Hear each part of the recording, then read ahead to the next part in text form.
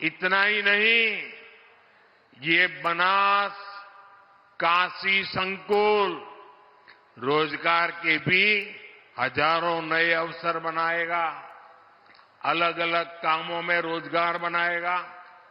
एक अनुमान है कि इस संकुल से पूरे इलाके में 3 लाख से ज्यादा किसानों की आय बढ़ेगी। यहां दूध के अलावा छाछ, दही, लस्सी, आइसक्रीम, पनीर और अनेक प्रकार की स्थानीय मिठाइयां बनेगी। इतना कुछ बनेगा तो इन्हें बेचने वालों को भी तो रोजगार मिलने वाला है। यह प्लांट बनारस की प्रसिद्ध मिठाइयों को देश के कोने कोने तक पहुंचाने में बहुत बड़ी भूमिका निभाएगा। दूध के ट्रांसपोर्टेशन से जुड़े कारोबार में भी अनेक लोगों को रोजगार मिलेगा। इससे पशु आहार से जुड़े दुकानदार, स्थानीय वितरकों का भी दायरा बढ़ेगा। इसमें भी अनेक रोजगार बनेंगे।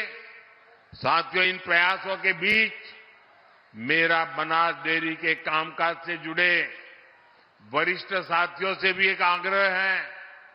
मैं चाहूंगा कि आप दूध का पैसा सीधे बहनों के अकाउंट में डिजिटल तरीके से भेजिए। किसी पुरुष के हाथ में पैसे मत देना। मेरा अनुभव है, इसके बहुत ही शानदार परिणाम आते हैं। पशुपालन तो एक ऐसा सेक्टर है जिसमें सबसे अधिक हमारी बहनें जुड़ी हैं। ये बहनों को आत्मनिर्भर बनाने का बहुत बड़ा माध्यम है। पशुपालन छोटे किसानों और भूमिहीन परिवारों का भी बहुत बड़ा सहारा है। इसलिए डबल इंजन सरकार पशुपालन और डेयरी सेक्टर को इतना बढ़ावा दे रही है। साथियों, हमारी सरकार अन्नदाता को ऊर्जादाता बनाने के साथ ही अब अन्नदाता को उर्वरक दाता बनाने पर भी काम कर रही है। उर्वरक दाता बने। हम पशुपालकों को दूध के अलावा गोबर से भी कमाई के अवसर दे रहे हैं।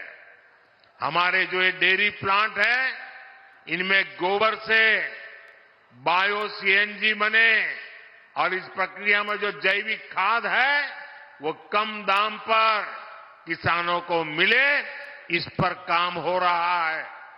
इससे प्राकृतिक खेती को और बल मिलेगा।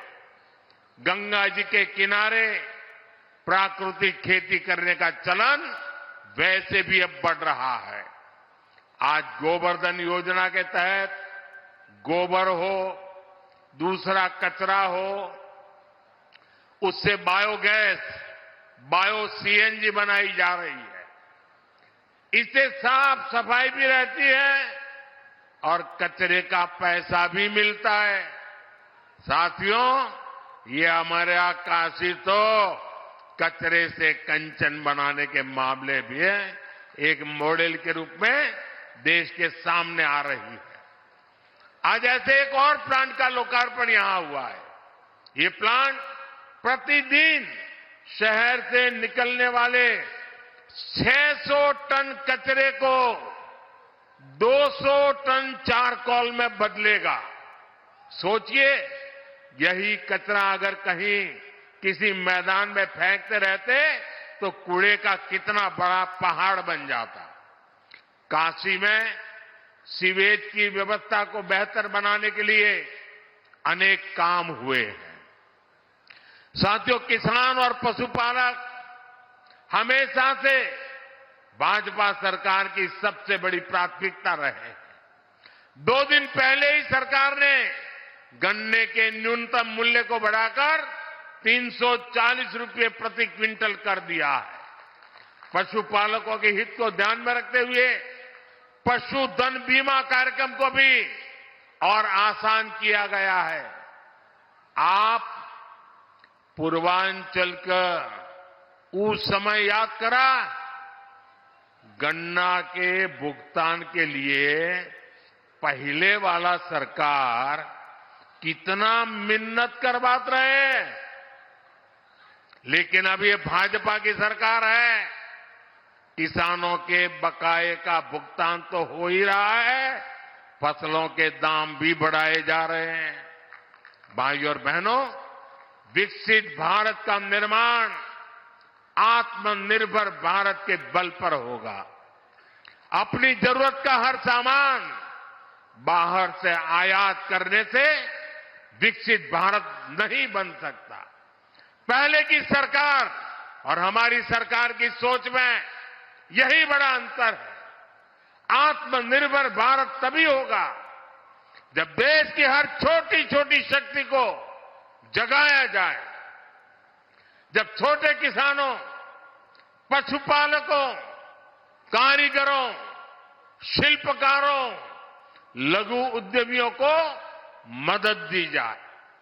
इसलिए मैं लोकल के लिए वोकल रहता ही हूं, और मैं जब वोकल फॉर लोकल कहता हूं तो ये उन बुनकरों, उन छोटे उद्यमियों का प्रचार है जो लाखों रुपए खर्च करके अखबारों और टीवी पर विज्ञापन नहीं दे सकते।